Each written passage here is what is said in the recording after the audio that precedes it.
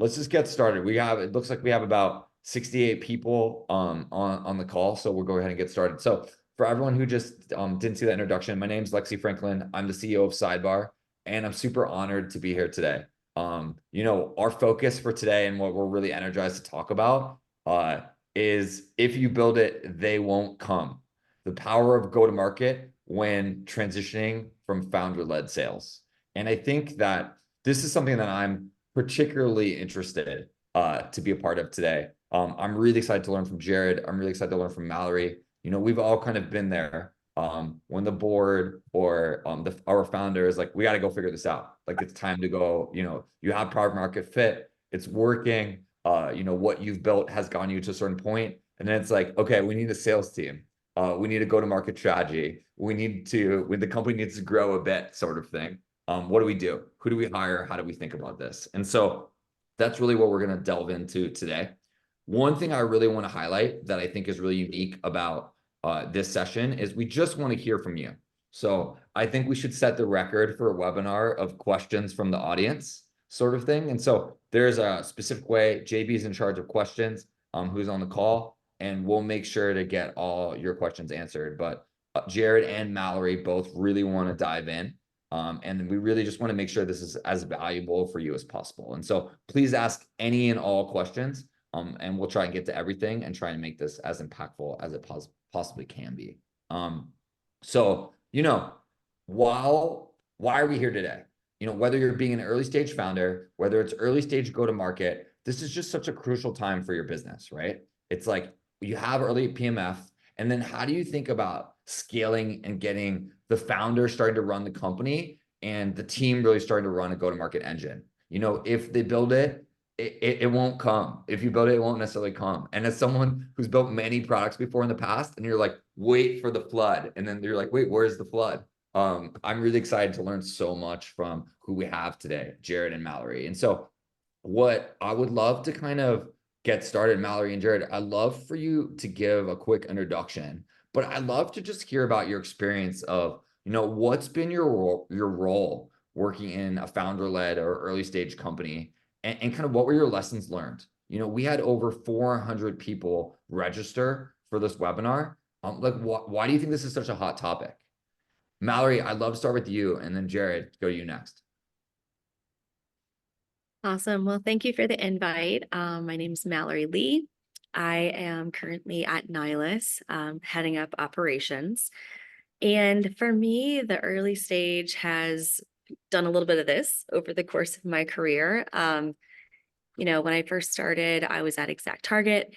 We had just raised a really big, like Series D or something. So we were pretty far along. There was not a founder-led sales aspect then. But eventually I got into a role as a VP of marketing at an early stage company, started to really see what that looked like in the Series A timeframe. And then I've done big companies since then. I've done small companies since then. And being an operations leader, I think what I get exposed to a lot is almost more of the aftershock or the side effects of the founder-led sales, and kind of untangling some of those things years later. Jared's laughing because he knows he's going to put somebody in a world of pain. That's something that I have seen a lot. So love RevOps, love this crew. Thanks for having me. So excited to chat today. I'm Jared. I'm a founder-led seller. As a founder, you need to sell. I am co-founder of RevGenius, where I've been selling. My role is everything. Some things I'm better at than others. I am pretty good at sales. I am pretty mediocre at scaling what I do. One thing I want to put out there, if you build it, they will come or they won't come. Something that people need to think more about is selling a product before building it as well, right? I had an idea to launch a new product. We don't even have the prospectus yet. And so what does RevGenius sell? RevGenius sells sponsorships to a lot of events. RevGenius is a community of 45,000 GTM professionals. And it's my job to find aligned technology companies who want to be in front of our audience. So today I'm about to sign a deal with a product we haven't built yet. And my COO was like, did we even, put this out? I said, you told me that this is important to validate before building it. And that's big. A quote that came out, or that's been out for a while, Peep said it, and it just really rings true. Your strategy is defined by the bets that you make, right? Like, or what you don't focus on. What you're gonna lose on. Like that's your strategy. So like, to build something that you're not sure if it has product market fit or not, and put all time and resource in, and then say, hey, let's try to sell it, um, is a gamble, to be honest. I think it's more than a bet. And I just want to throw that out there. Now, if you feel something and you sell it and all of this as you build it, like I just like literally gonna have somebody sign a deal and pay me before it happens, then it's a little less. I also have 2 other verbals on that.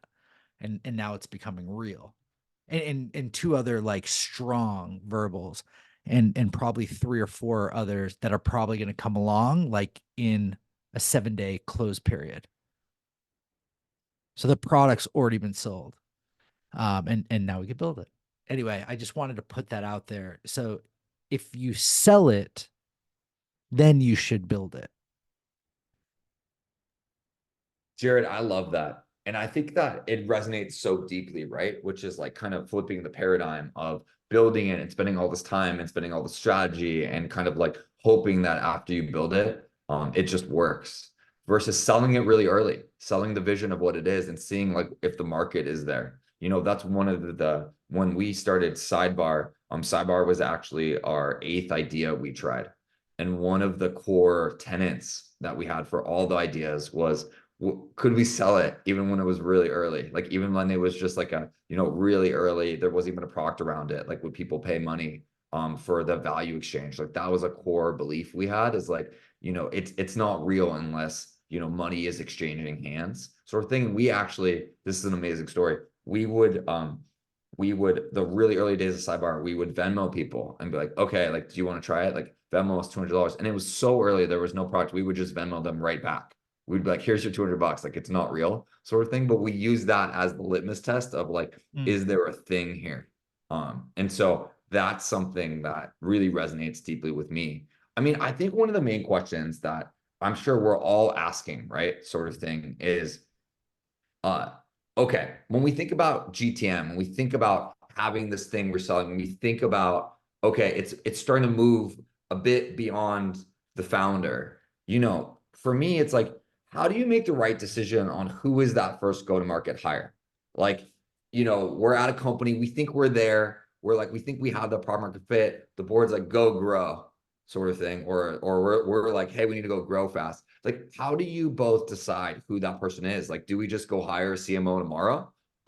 Do we go hire an AE that a friend of a friend was like, this person's brilliant? How do we think about that?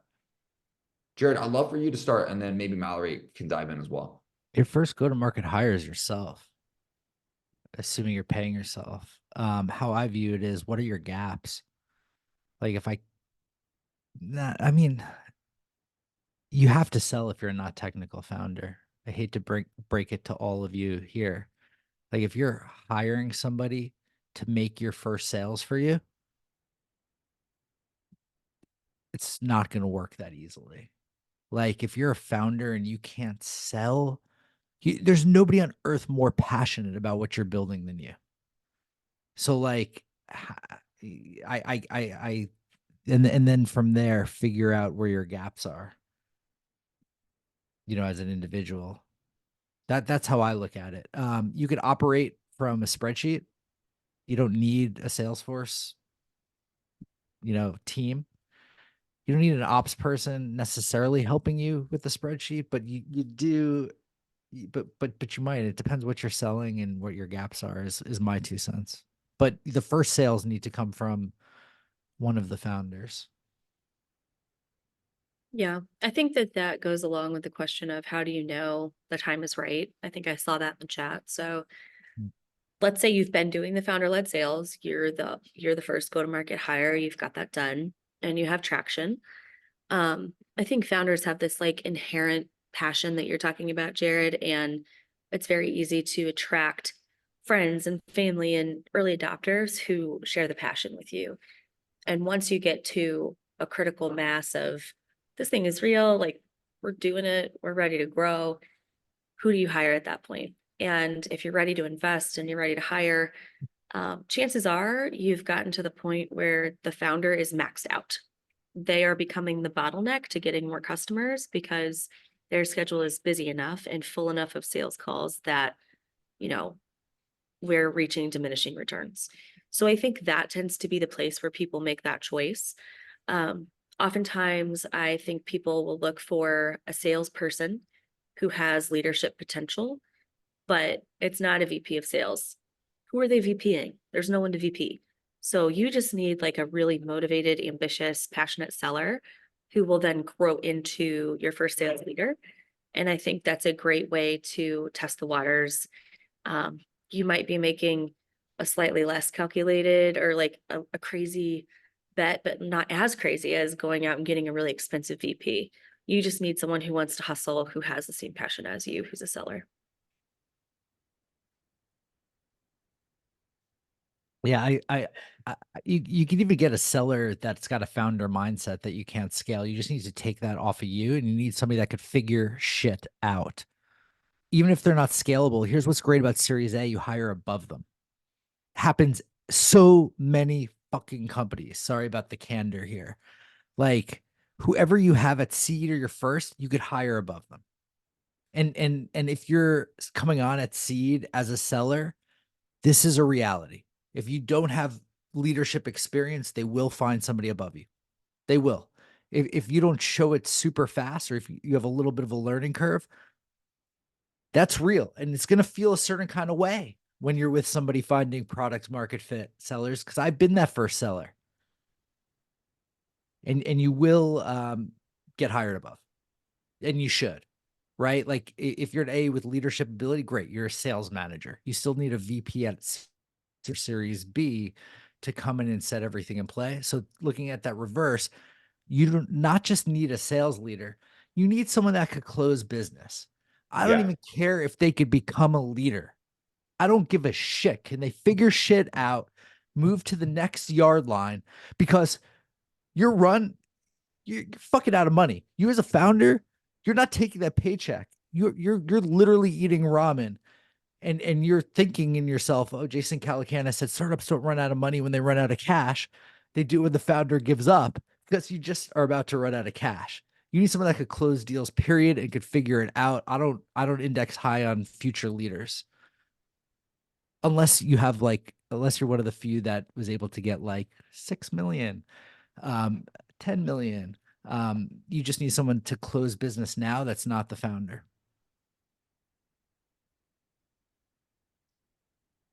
But Yeah. optimal I think that world, they jump into leadership. But yeah.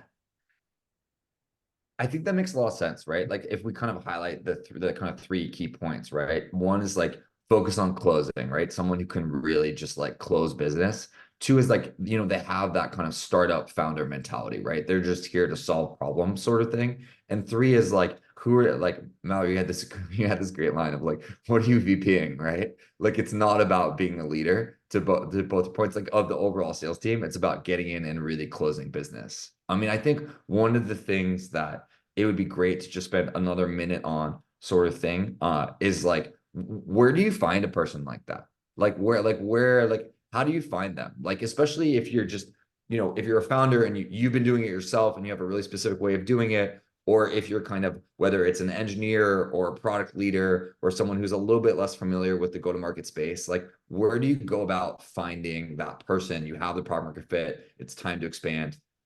Where do you look? And then after that, I'd love to kind of dive back into a little bit, Jared, there's a couple questions about this selling the product before it exists that I'd love to dive into. But let's dive into first, where do you find this Yeah. person?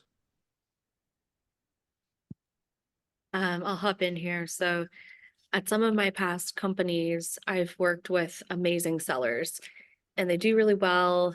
And then eventually they decide that they're ready to take a bet and go be the first salesperson somewhere.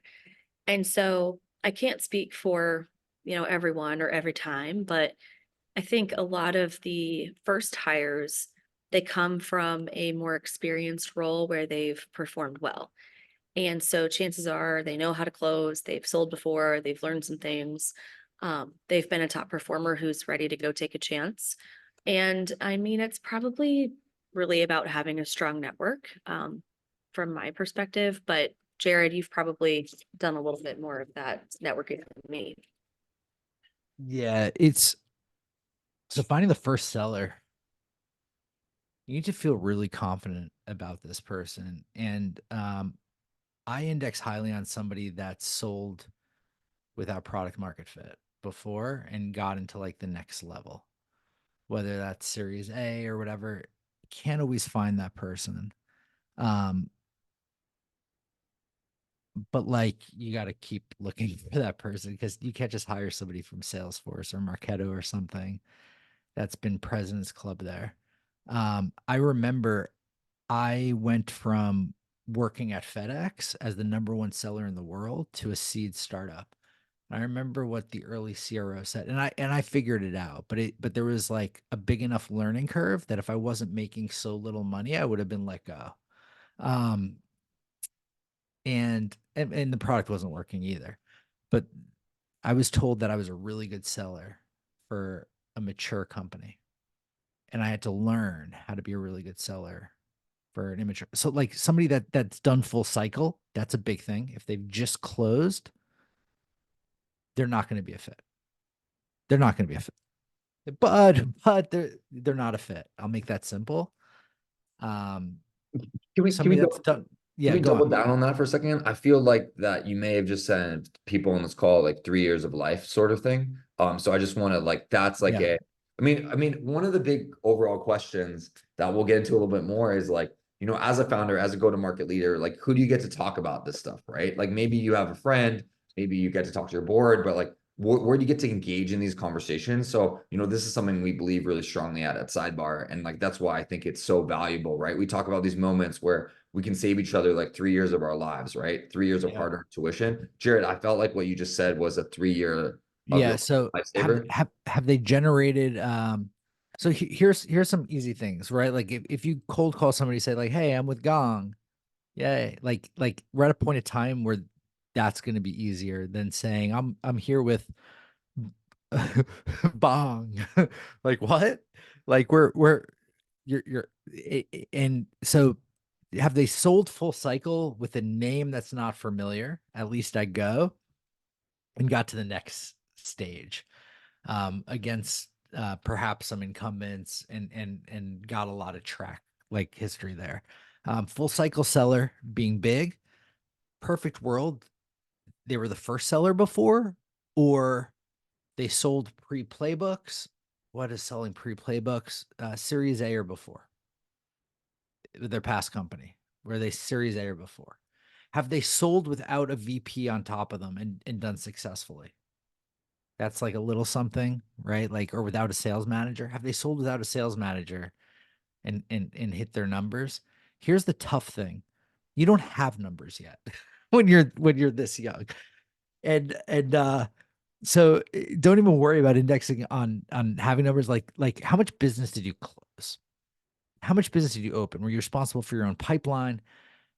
Were you the one that put the ICP together? Because guess what? They're going to have to put the ICP together for you.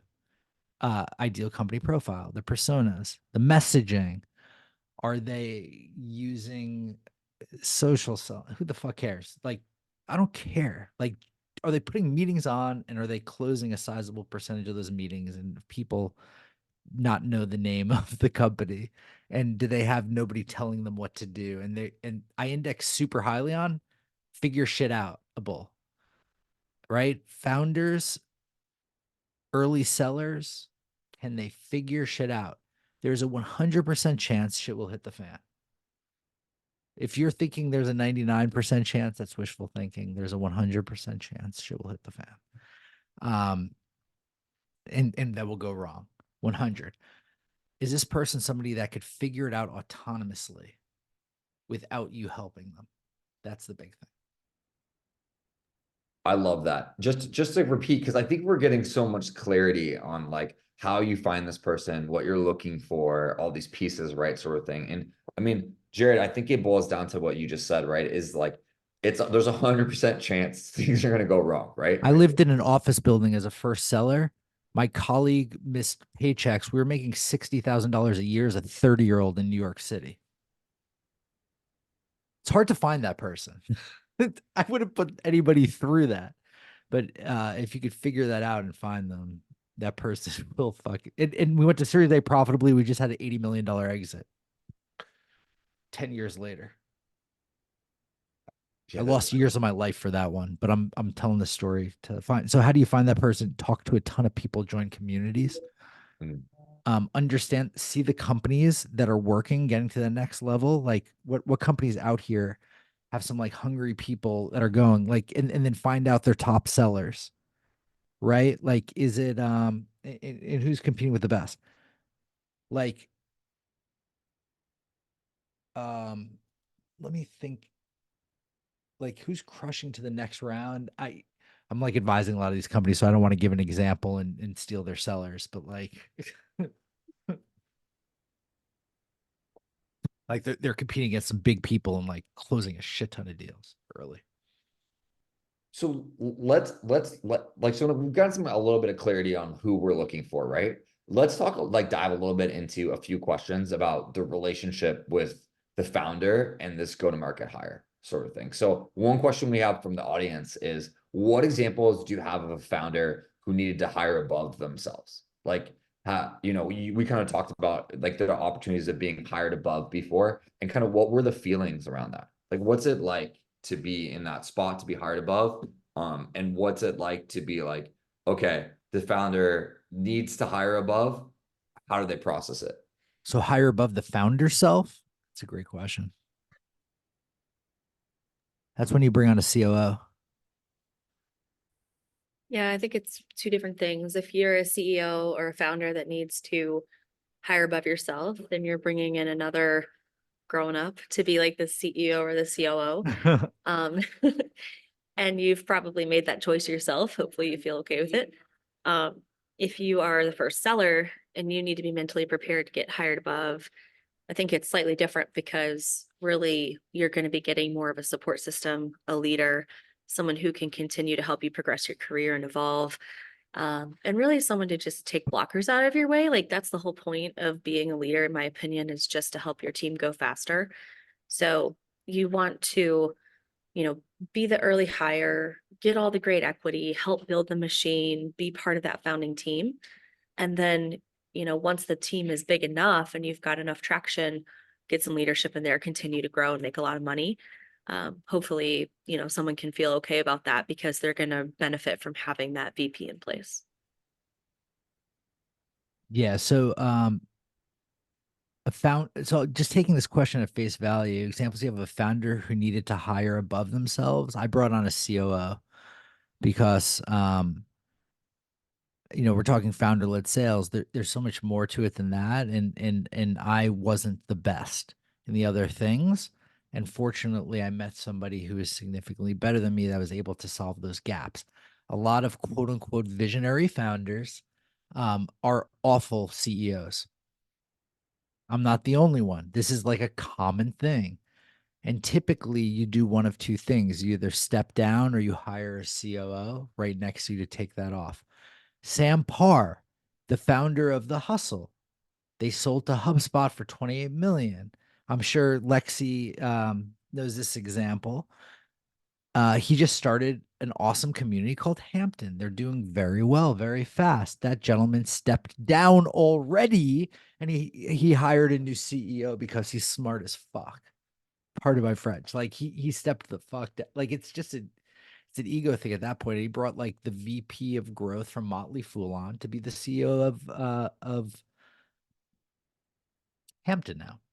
So I think it's a very good thing to be a founder and to hire above yourself if you need it. It's showing like court vision, so to speak. And then yeah, I think it's spectacular. I think I'll just come out and say it, like a founder's ego is the main blocker that they'll have to hiring above themselves. And you don't want to work for that founder because they're going to always have that gap. They're going to always stay there. And it is that simple and that complex all at once. Okay, great. So we're about halfway through our webinar, and we just want to keep delivering as much value as possible. So please keep the questions coming. Part of what our aim is just to create as much value and answer as many questions as we can. So like, please keep all the audience questions coming. We'll keep flying through them. On this kind of topic, and that I think is another question is, Where'd she go? we lost. Well, hopefully Mallory comes right back. How do you really work with a founder that isn't willing to give up founder-led sales? Jared, I know you advise a bunch of companies. You've been a founder. You have the sales background. Mallory, you've been this early stage go-to-market person. Like, what advice do you have to overcome this challenge? Like, it's like it's similar as example if a founder is really good at product, right? And then there's other product people, like how do they cede control of that? Like, there's this time when the founder needs to go and do other things and really like give up control.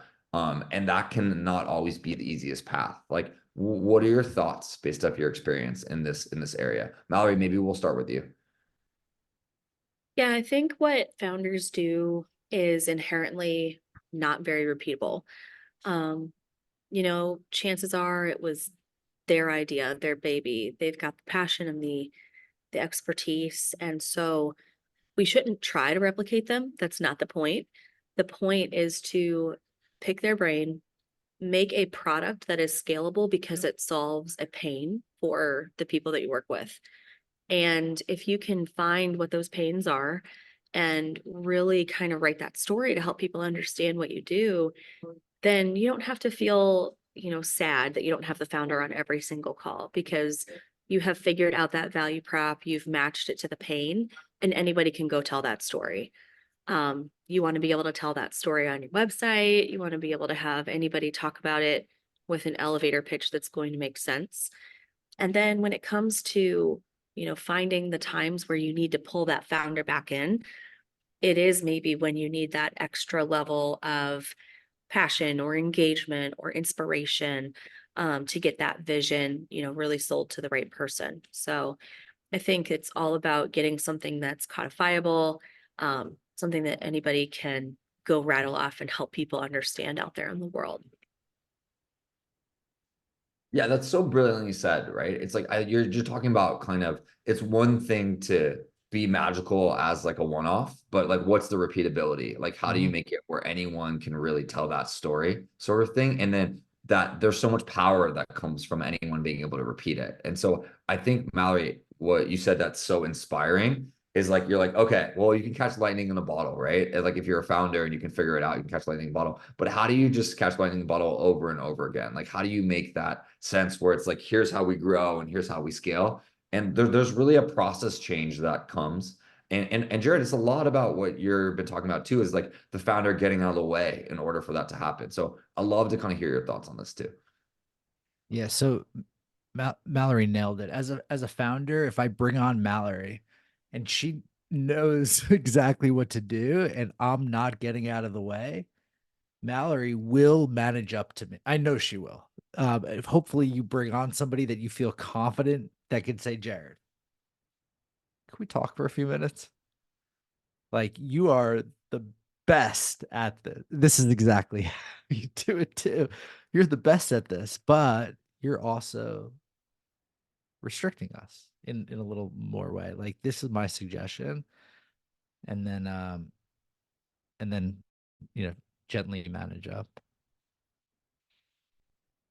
or the Yeah. founder just knows to do that themselves. One of the two things will probably happen. Yeah, and not being afraid to have that conversation, right? Which is like in order to create the most value in the company, like just be like, yes, and you're kind of getting it in all of our ways, sort of thing, and this would be better. Um, I It's a finesse. Mallory definitely would manage up to be. She'd be like, yeah. that's great. Just focus on all the time they're gonna have to do other shit. Like that's probably where you need to And take ops people are the most it. charismatic at managing up. Salespeople would just be like, get out of the fucking way. Ops people like are much more diplomatic. But So one go ahead, Jared, and then I have one one. interesting question that seems to be coming up a couple times here is like, how do you sell or structure a sale if you don't have the product? Yeah, go Like down it's that That's what come I out was. like a couple times, That's what I was going to go and to next, right? It's like yeah, I think that this okay, pre-product selling struck a chord. So like maybe we yeah, can get like just like one of the things we talk about at Sidebar a lot is like getting two steps below into the tactical, right? If someone were going to take this and then go implement it tomorrow, what would they do? Like maybe Jared, you could walk through tactically how you think about kind of selling pre-product. so you have a general and my product is a service, but I'm also thinking through like, a side project with a product. So like this is like very, very real right now. I know. So we have an idea and a concept, and we have like the product without being usable essentially now, based on like repurposing something else the dev team built, and we know what's feasible. I know exactly what's feasible, to be clear. Like we're not just selling bridges or visions. Like we know what actually could be done relatively fast, but it's not done. Okay, so step one is understanding what you could deliver on even without the product, and I think that's a core thing, because you could sell it. You close your computer and you hit your numbers and sales for the month. Just pay me $1,000 a month. Okay. Like, but how is that going to work? So that's the first thing. And just to underline that, step one seems very important because if Yeah. you don't understand that, you can get out over your skis really fast, right? Like there's something super nuanced about what you're saying, which is like Yeah. you haven't built it. So that's like the pre-product selling sort of thing. But you know that you can build it in a relatively short amount of time. Like you're not too far out over your skis where if Yeah. people start buying it, you can deliver. Yep. And so we know the cost, the variable cost for each customer. And I wrote down on a document like customers 1 through 5 pay that cost, because I think that pricing was there.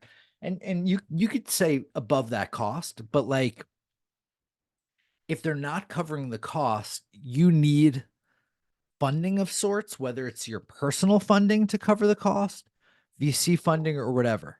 So understanding that dynamics, thinking through with a bootstrapped mind without a war chest, I'm like, okay, the pricing for the first 5 people has to be exactly my cost.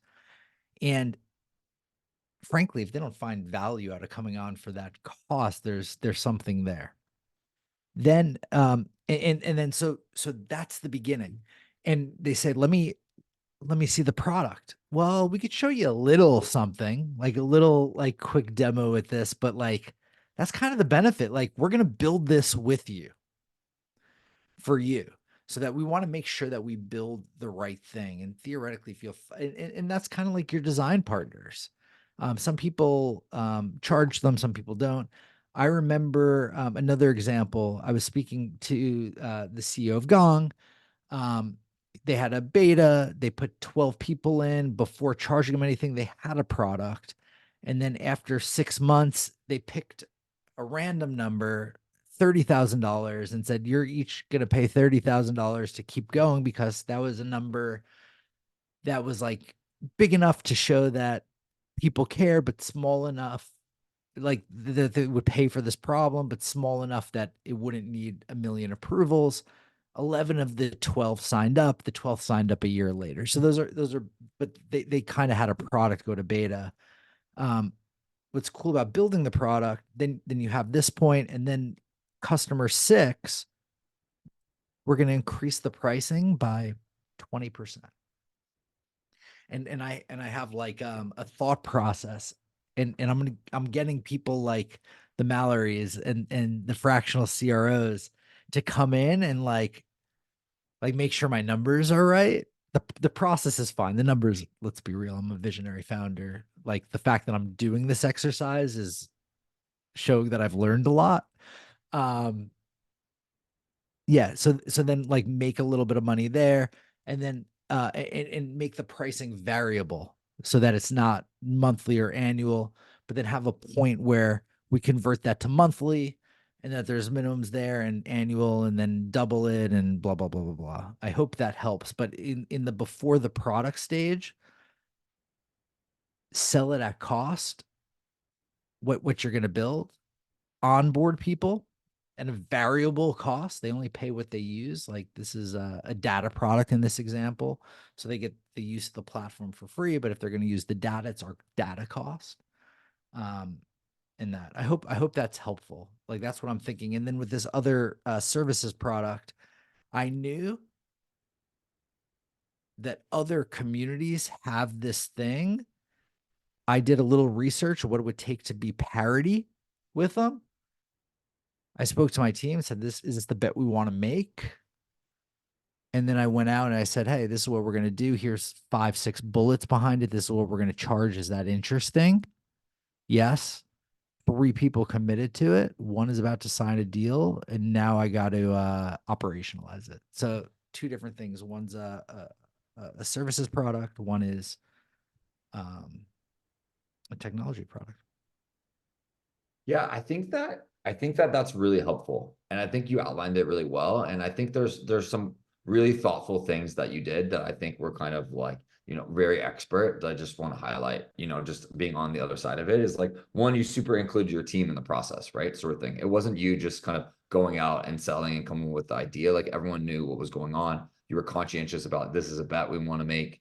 I think another thing is you really lower the activation energy to get people in the door, right? Sell it at cost, right? If this part's free, fine. If you're going to use the data, sell it at cost. Like it's like, and then you can make it variable over time, but you just like want to show that there's a market for this sort of thing.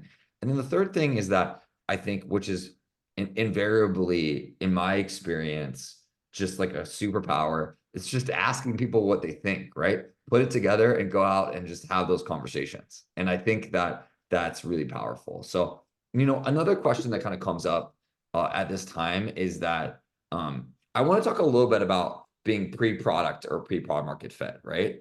How do you know what you're doing is working? What are the key metrics and KPIs to consider when measuring the success of like very early go-to-market? I approach this from a slightly different perspective because like I was trained as a product person, right? So like I'm coming from a different side. But Sidebar, we went through 8 different iterations of what the product potentially could be. We spent a lot of time in this pre-product market fit stage. And I think that that's kind of one of the crucial questions is like, so much of our companies depend on building these products and these products that really resonate with the market. And I just would love to get both your perspectives. Like if you were to kind of do it again, lessons learned, like if you were to think about this from scratch, what really mattered for you in that journey? Like what didn't really matter? Like how would you kind of track and monitor it to just make sure it's like, cool, if I'm building a product from scratch, like it sounds like you're doing now, Jared, in this new way with the data product. Mallory, I know you've been part of a lot of this before. What matters? How do you think about it? Like how can we help everyone on the call just fast forward as quickly as possible? Yeah, I've got maybe a couple ideas here. So there was a question in the chat about how do you operationalize this like very early phase, and just write stuff down. Just write down whatever you agree to with your friends. Make it something that somebody can go find the contract someday. That's not going to be a problem for a while, but like eventually you need to find what those people are paying you. Beyond that, when you're very early, you're getting people to agree to this design partnership. They should know it's going to be a little rocky. Like if I'm on V2 of Sidebar and I want to work with you as a design partner, I should know that it could change a little bit. And as a customer, I'm going to expect to pay $0 during that changing process, right? Once you get to the point where you've identified what the product is going to be and it's been working, right? That's when you might want to start covering your costs, get people to pay for things, etc. In my opinion, the way you know this is working is if your design partners are willing to go tell your story. If it worked for them to the extent where they're willing to go talk about it to people, and they can clearly come back to you and say, here's the pain I had, here's how you solved it. I am happy to go talk to people about it. That's how you know you're on the right track. Now, that's not necessarily a KPI, but it's a very clear way to understand if you're adding value and solving pain. And then when it comes to, attracting demand and trying to find ways to prove that PMF out, a friend of mine, Peter, Jared, Peter, Peter Engelman had some really cool advice. He was like, if you have a good idea, just go do some like quick Google ads. See if people convert on the ads, see if they come to the page. And if you get traction on just like some very cheap and simple Google ads, then you've probably got something there. And so you do have to invest some dollars to really try to get that feedback in the form of an audience. But then once you have the audience, you have the design partners, make sure they're willing to go talk about it. I think that's the biggest indicator to me. Peter Engelman's my brother-in-law, full disclosure, who I also worked with at One Stop, and one day we will work together, although I'm not sure on what. Again, he's great. Peter is the best. Hi, Peter. We'll send you the recording. Peter is not watching this for many reasons, but that I digress. But I always joke. Jared, do you have anything else to add to that? I joked. I used to joke. That's a phenomenal response. Like I think so there's more than product market fit. There's like problem market fit, right? Like evangelizing the problem is big too. So you might not have product market fit yet, but there might be this like massive problem. Like nobody is getting CAC below their costs. Like, and we have a Google Analytics helper, or not Google Analytics, a Google Ads helper to help that, or that's what we think the product is. And you're evangelizing the problem, like nobody could do this. And B2B is not investing in ads because CAC is way too high. And this is one of many problems, right? And you take a stab at building it, like just if you have problem market fit, you could, it might make sense to pivot the product until you get it right. I think that's a big thing in problem market fit. Like in your early guerrilla marketing is going to be organic, and evangelism is organic, even if it's just the founder evangelizing. And I was talking to I was talking to a founder building a product. I don't know if he has product market fit, like right before this call, but I'm like, oh yeah, sales enablement's broken. Boom, boom, boom, boom.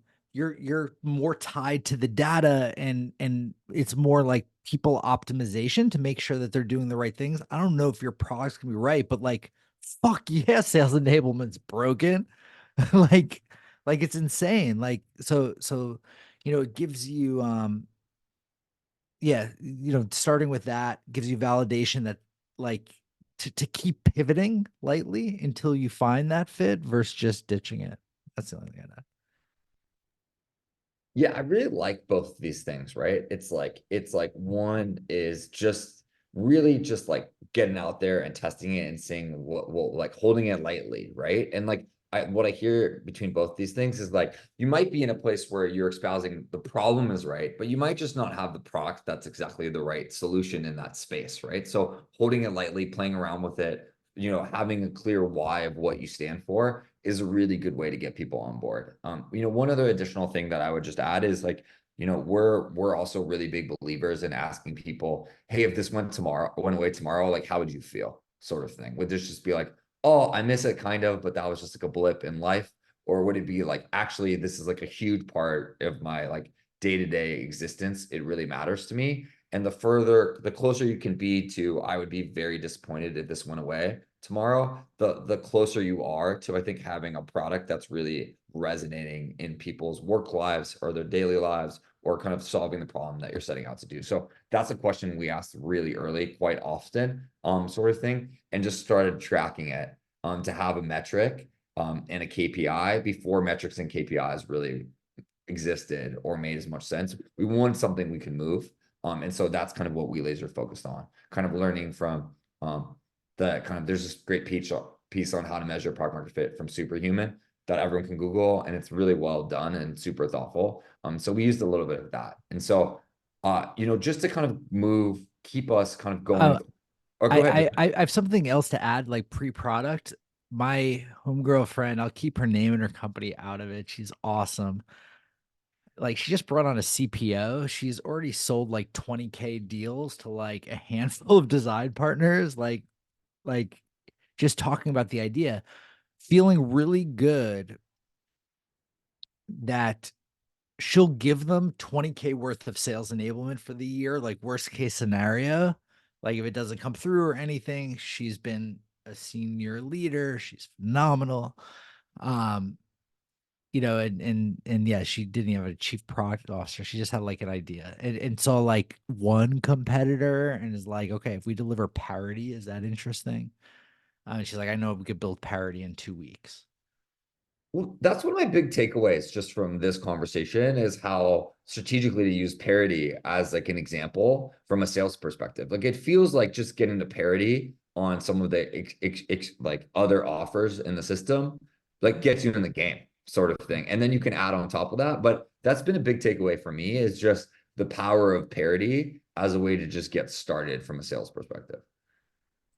Lexi, can you tell people what that means? I don't know if everyone knows what that is.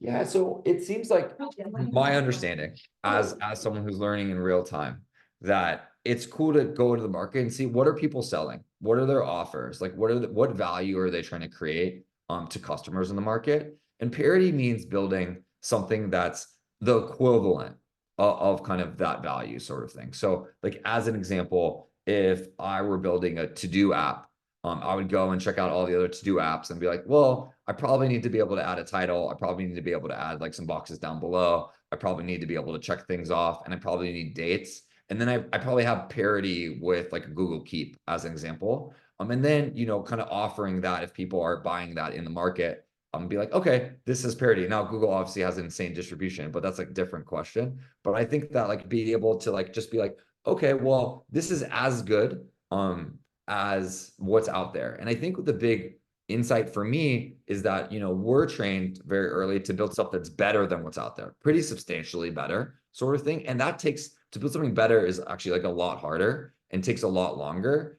And as founders, may make it much more easy for us to wait to go sell and go have those conversations, because, we just have to invest a lot more to get way better than the market.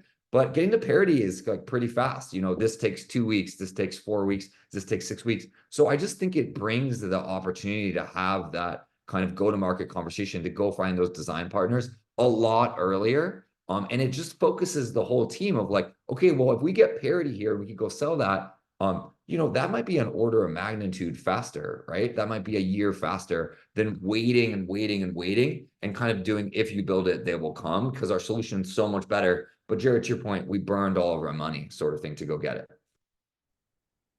Yeah, I mean, you don't know what extra your people need, right? You start off and you say, "Hey, I built Gong. We're 20% less." Like, or something. Like, don't you win by price, you'll die by price. Don't get me wrong, but like, you could give something different that's outside of the product. Like, perfect example. We built Gong, but there's no minimums. So if you only have 2 reps, we'll onboard the 2 reps. Amazing. It's that fucking simple, right? And you're like, oh, well, Gong's ICP is Series C and later companies. My ICP is B and below. That's a niche. I did nothing at all with the product but parity. then you get all of this, and then you say, huh, maybe now I'm understanding like the nuance there. And I'm like, oh, I could go upstream. I'm having conversations upstream, and they're saying I need this, and I'm validating with my people. You could build the same product and just position it differently. Who's done this really well? Pretty much everybody that's gone against Gong has done this, right? Like just build parity-ish and just got after a different market, like or charged less. I don't necessarily believe in the charge less model because I think that's a race to the bottom, but it does work. You just have to have a strategy to not look like a less expensive A, because you're not gonna beat A by doing that. But yeah, you don't need a different product. Y- You just I need a think different positioning, a slightly different, a little more access. Like we're this company, but we're PLG instead. And PLG is a product, so let's take that away. We have faster onboarding, or you could just buy on our website, like whatever.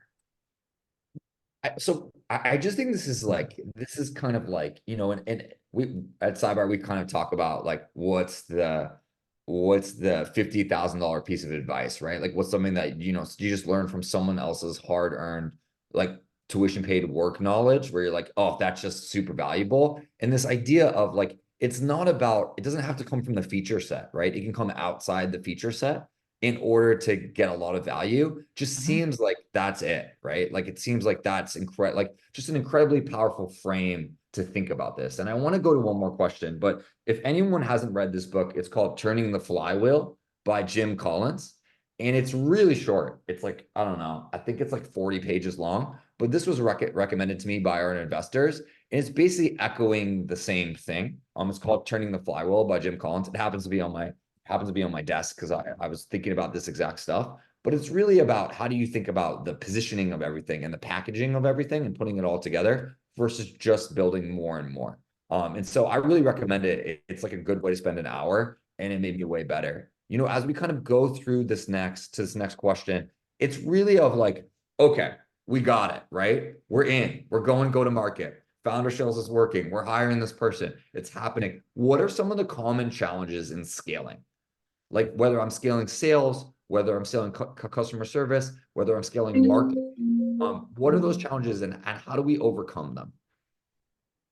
This is super topical for me as we kind of grow and get bigger and bigger. And as coming from product where you're like, wait, this is just new. It's just different. And you run into these things. And Jared, to your point, like 100% chance something is going to go not according to plan. What are those things? And what are your recommendations kind of across, sales, customer service, and marketing? Mallory, I'd love to start with you. I know you have so much experience here. And it'd be great to get like, here's what I see all the time, and here's what I think. Yeah, yeah. Um, so I think we've all worked with businesses where you have this one batch of customers that just never got implemented. And it's like, oh, they've been a customer for 3 years. They never got implemented. You're like, well, how does that happen? And I think it's easy to add capacity on the sales end and get the signed contracts. Some people forget that you've got to onboard all of those people and implement all those people and take care of all of those people.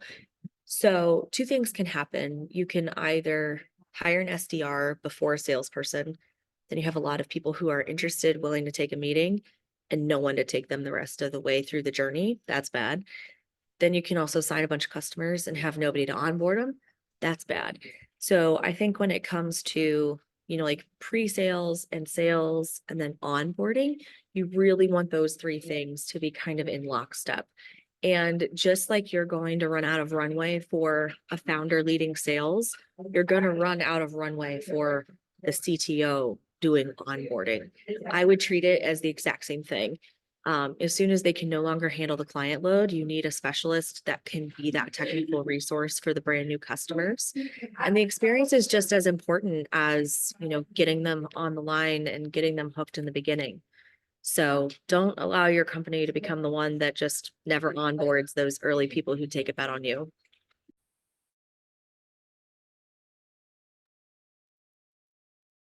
I Brilliant. want to stay a 7-person or 8-person team, so I'm not the right answer for this. I want to stay lean in my bootstrap thing.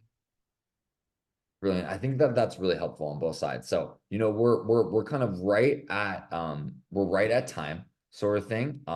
And so I would really just say we're gonna send out this recording to everyone so they have it sort of thing.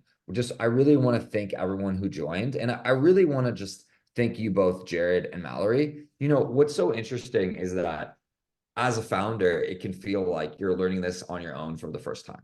Like you can just feel like, great, I have to go do this. Like we're going really fast. We have to figure all these pieces out. And like, who do you get to talk to, right? Like, you know, maybe you can ask the board, maybe you can talk to a friend, but being in this concentrated environment to get to learn from both of you who are out there just figuring this out on a day-to-day basis, it's just incredible to be like kind of with people who are a step ahead. And so I think it's just really impactful for all of us to be able to learn from each other and be like, here's where you're really just an expert at this. It's just something we believe super strongly in Sidebar. Like peers are this huge untapped resource. And so it's awesome to get to be around two people who just know how to do this so well. I mean, I think it's just in conclusion, Mallory and Jared, if it would be great to get any last thoughts, any last pieces of advice you have for everyone on the call. Jared, maybe let's start with you, and Mallory, you can finish us the conversations. My advice, one, if you're not a Mallory, get a Mallory on your team.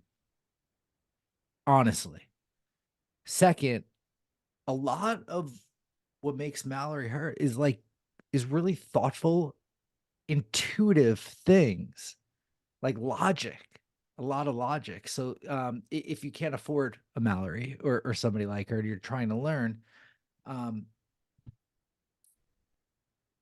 think through like practicality, try, fail, and recalibrate.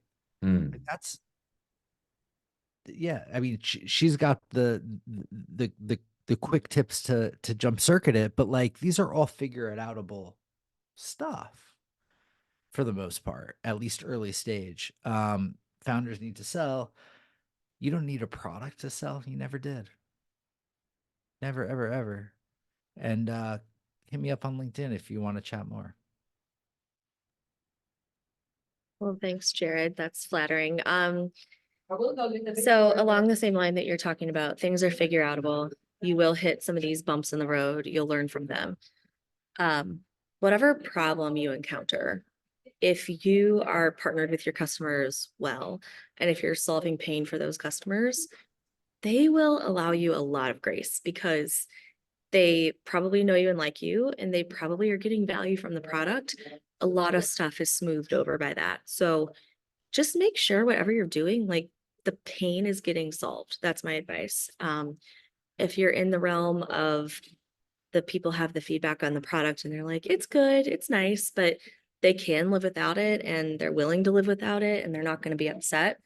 Keep going, keep trying to get deeper to find the issues, find the problems that people need you to solve, because so many things can be fixed just by solving that pain for your customers. Jared, you're muted. I want to add Muted. one more quick thing that people don't do enough about. Ask people questions. Prospective customers, current customers, ask them questions you don't want the answers to because it's going to make your life difficult. But if you overcome that difficulty, you will have the best in class product in the space. Potentially, right? Like, keep asking. So in the Gong example, like, why am I not getting that business? Like, you might know, like why didn't you renew? Oh my gosh, that question's so important. What don't you like? What could we be doing better? Like even if they are here, why aren't you as active as you used to be if they're in your product? Mm. Why aren't you paying me yet? Like why are we still on this free plan? Like why aren't you That's a paying me great yet? one. Like out with it. It's not that good. Okay, why not? Like what would make it better? Yeah, I think to It's a great distill down what you're both saying is like you just need to know the truth about your product, right? You need to know if it's really adding and delivering the value you think. And if it's not, we want that information that's like liquid gold.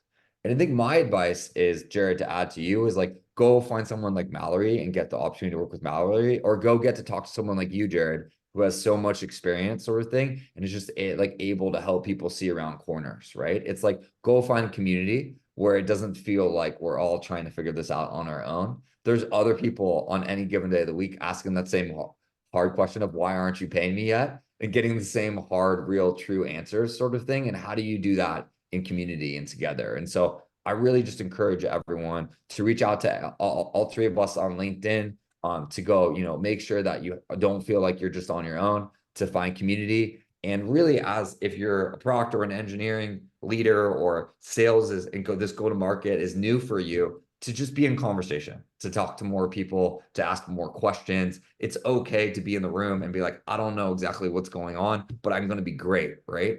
And I'm just not great yet, but I'm on my way. And really to feel like there's a bunch of people out there who want to help you and want you to be really successful. So I think that with that, I'm super grateful. Mallory, thank you. Jared, thank you. A million thank yous to both. Thanks to everyone who joined. We'll send this all out, and we want to keep doing these, and hopefully we'll have some new ones coming up real soon. Thank you. Awesome. Thanks, guys. Good to see you. I want to plug Mallory before leaving here. I don't know if she takes this, Stop. but like if you're a founder, you can't afford to bring a Mallory on. There is something called fractional, whether it's her or Molly who couldn't make it today or somebody else.